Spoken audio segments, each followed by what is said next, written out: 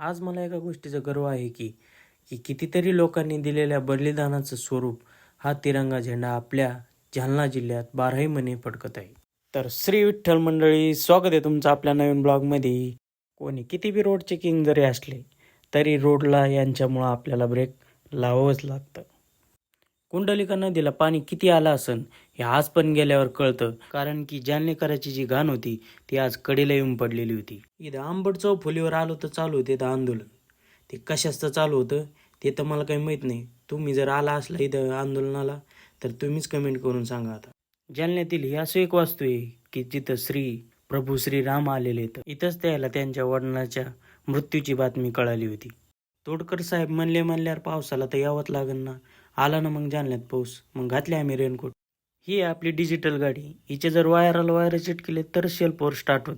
केली गाडी चालू, मग आलो आम्ही गावाकडं. अगदी छोट्या छोट्या गोष्टीवर कापाकापीचे बाता करणारा माणूस आज अक्षरशः करवत घेऊनच कापण्यासाठी निघाला होता. ते पण कोणाला? मस्के साहेबाला. आजच्या ब्लॉगमध्ये एवढं. भेटूया तुम्हाला उद्या नवीन ब्लॉगमध्ये. तोपर्यंत श्री विठ्ठल.